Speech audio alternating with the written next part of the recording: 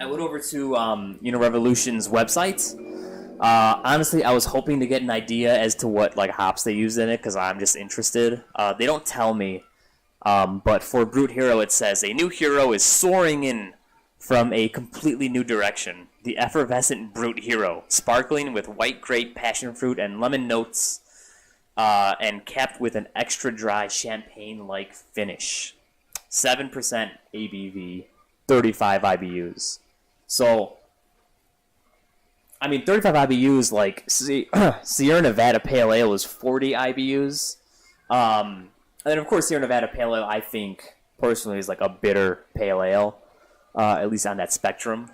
But 35 is respectable, nothing crazy. But then again, like, the extreme dryness, like, I'm expecting it to seem quite bitter, even though it's not super bitter in reality. So I'm just gonna close this. I'm gonna open up my chat so I can see if you guys say something. And I'm gonna talk about how this beer tastes. So, I revealed that I'm doing the Brute Hero. So I'm super excited about that. Most of the time when I'm at home, I like using my North Pier glass. It's like, I don't know, it's like reminiscent of a Sam Adams style, their specific glass, because it's got like the little area for you to hang on to, and it's got like a little goblet area for like the aromas to capture. I just like this one. I was at North Pier in Michigan, and I was just impressed by the glass because it's really light. I like my glasses to be like very, very thin. So I liked it a lot, and I just bought one, and now that's like my kind of go-to sampling glass because I just like it. No other reason. Okay, here we go. So I'm going to go ahead and give it a pour.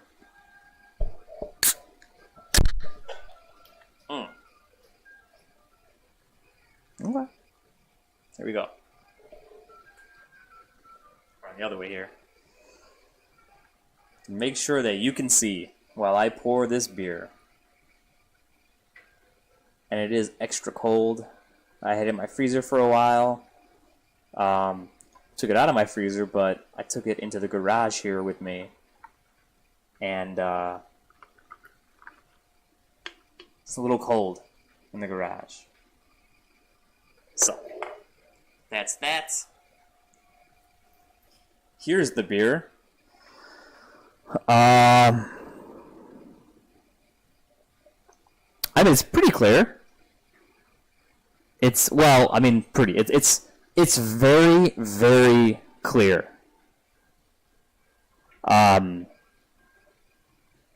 However, I wouldn't say it's brilliantly clear. It's not like looking through like golden water.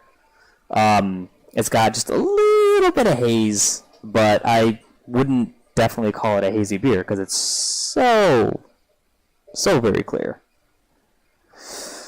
And then so I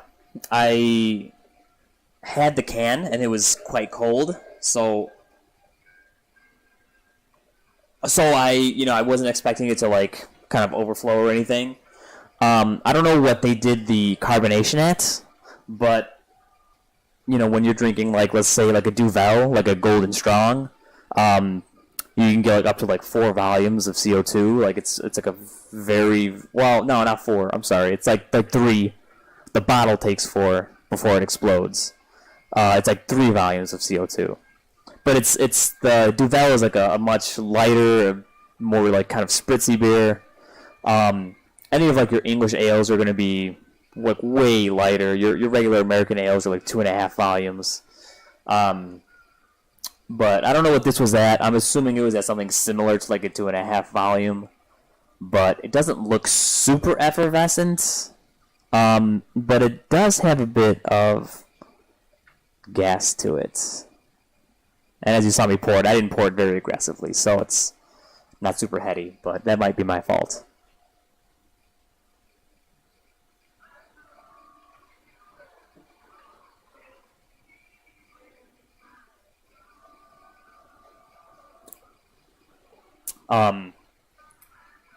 Okay, all right. So it's quite yellow.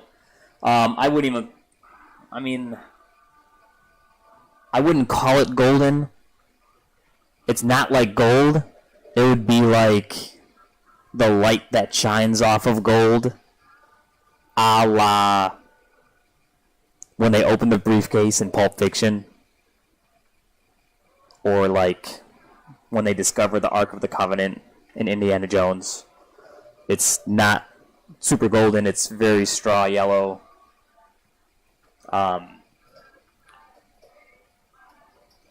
It smells good. It smells really good. I do get a kind of like white wine hint with like a kind of like earthy, sulfite kind of character. Definitely some fresh fruit. I can even get like what is that? Like a bit of like honeydew. A little bit of lime character. So it smells pretty interesting. It's like that light, bright, acidic fruit is what I'm getting from it, and I'm not getting a whole lot of malt from it, honestly.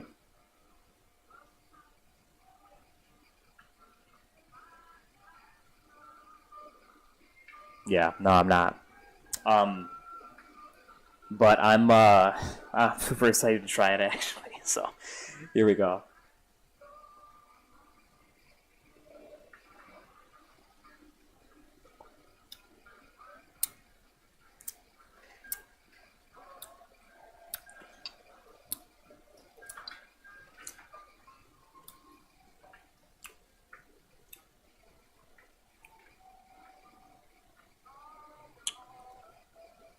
So it's pretty interesting, honestly. I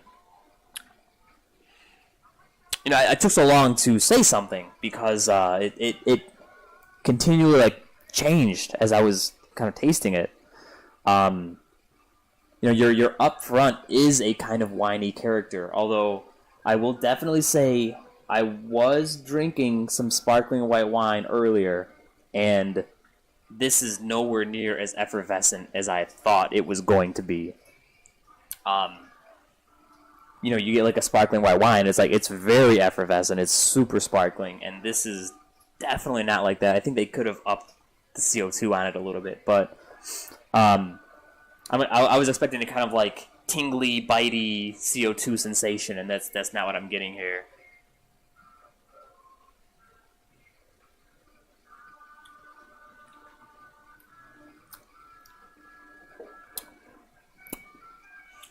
But I do get almost like a kind of mix between like up front I get fruit, okay, but I do get a kind of mix between like a kind of lime and grapefruit like pith, like the kind of like white part of the skin where it's got like a little tingle of like bitterness to it, but you can definitely taste the kind of like, let's say like essential oils or what have you from like the fruits. And there's no fruit in it, of course. I'm saying like in my mind, this fruit character.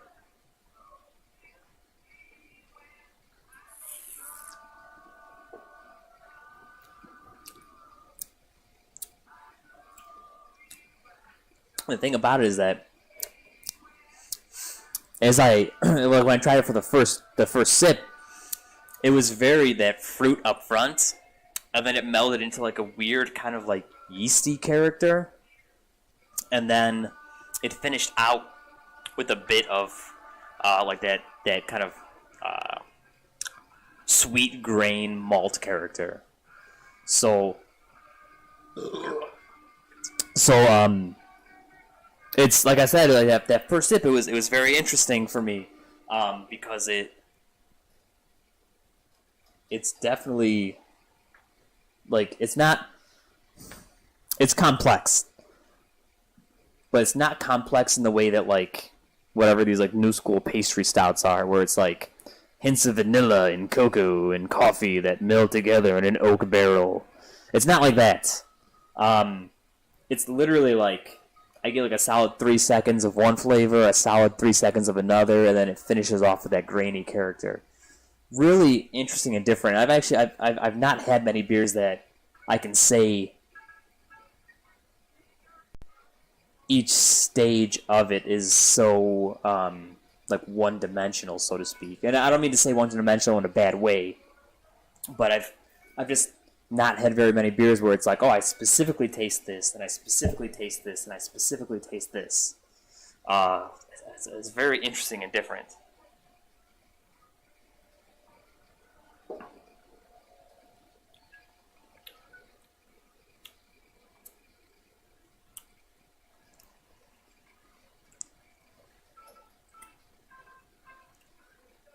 Now, this interesting thing that I'm thinking now is like, when you crack into like a Bud Light, and it's like basically drinking water, like carbonated water. This, I got that last sip, and it's like, it's very, the carbonation is very like mouth-filling. Like, I definitely want to say that this is a beer that's slammable because it is very light in body, and the overall flavors are not like super intense to where you would be overpowered by it. But the thing about it is that when I took that last sip, I'm like, oh, it's very light in body, but once it hits your mouth, the carbonation kind of opens up, and it creates this like foam thing in your mouth. This whole foam thing that happens.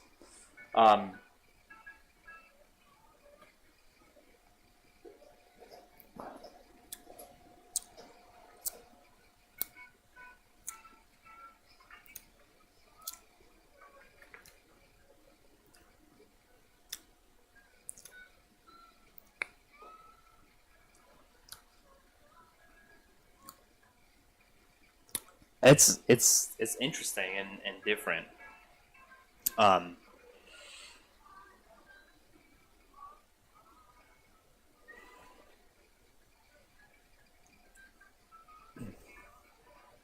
So I stopped at Trader Joe's specifically to get one beer, and I ended up walking out with this one, which is a different beer. But I wanted to get an IPA, and on the drive home, I was thinking like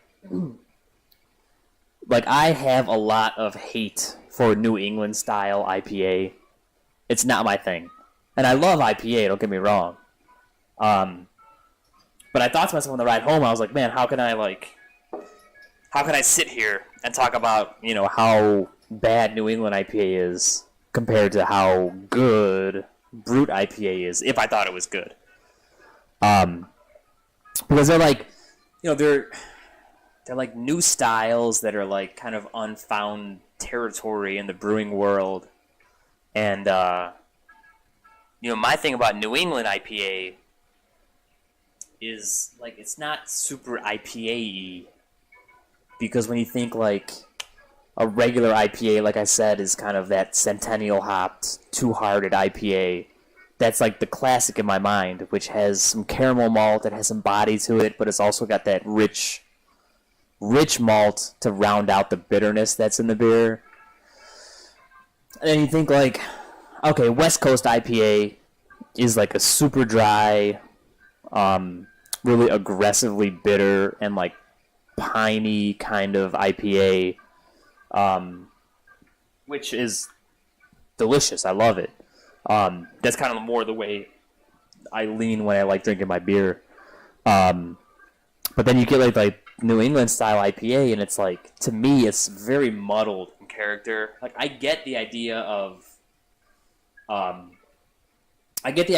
like super fruity, juicy, low bitterness, easy drinking IPA. But like low bitterness and easy drinking is not really what an IPA is all about. Because I mean, for me personally, like 200, I can only drink like 2 of them at the most. Like that's a very rich beer.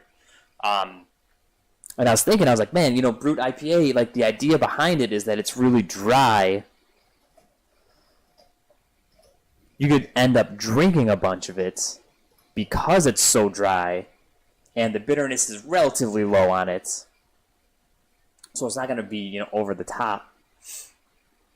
And I'm thinking to myself, I'm like, is this a beer that I would like to go to the store and buy a lot of, or that I would go to the bar and order a bunch of this? Like, would I like to do that for Brut IPA?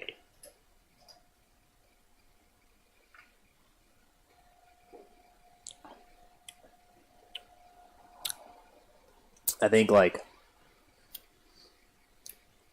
reality is that I would not seek this out at a bar. That said, I mean, I'm not trying to dog it. I think Revolution did a good job making this beer, and if you have never had it, I would recommend trying it for sure. But my personal taste is like, man, when I go out to the bar, I want something that's a bit more extreme, because I don't go out to the bar that often. So when I do, I want something that's really flavorful and really gonna like something I wouldn't normally get off the shelf at a local liquor store. And even like, I think about, is this a beer that I would like to brew? Because if I brew it, I'm going to have 5 gallons on tap for however long until it runs out. And I think, honestly, my answer would be yes. This is a beer that I think has a nice hop character. It has nothing that's over the top. I think the fruity hops up front that blends into the malt finish is very interesting and something that can keep you coming back for multiple sips of the same beer. And having 5 gallons on tap would not be a problem at all because it's very easy drinking. It's something that's actually quite tasty. And so, of course, like my complisalt is, I wouldn't buy it at the bar, but I'd love to brew it myself. It's a beer that I could see drinking a lot of, but like when I'm out in that instance, where I'm out trying maybe new things, like I would try something that's a little bit more extreme than what this is. But it would be a great beer for me to kind of like just sit on the couch at the end of the night after work and like kick my boots off and have one or two of these. It's very well done, so cheers, Revolution. You guys did pretty good with this one. I really enjoy it.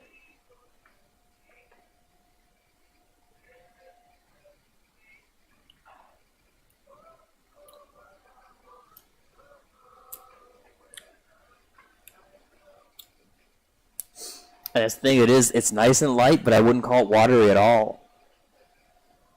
And this is my suspicion the whole time was like I said before, a guy told me about Brut IPA a long time ago. Well, long, quote unquote long. Guy told me about Brut IPA a while ago. The brewer over at Ailman, which is a cool brewery. Check out if you're available. The brewer at Ailman told me about Brut IPA, and I was like, man, that actually sounds interesting. Like, my initial gut reaction was like, Brut IPA, what is that? And I thought about it, I was like, man, like a kind of light IPA type thing sounds actually pretty good. And so, so for me, I'm going to look forward to experimenting with enzyme in my brewing, and also experimenting with I have my hands on some Hornindal Kveik yeast, and so I'm going to be using that in my brewing coming up as well.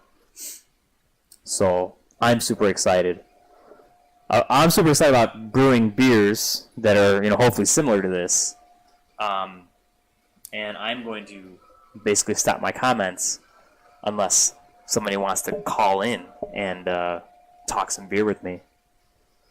Or even some barbecue would be pretty good if, you were so inclined. It's got like a little bit of vegetal character to it,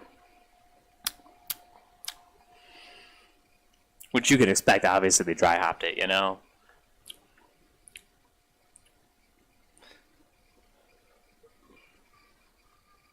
So it's got that kind of honeydew flesh type thing going on.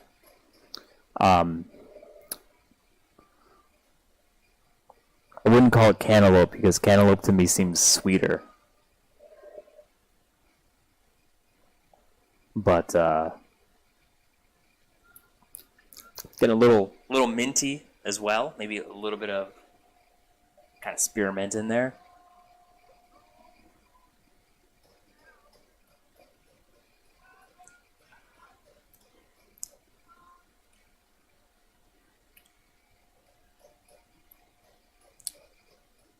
It's good, man.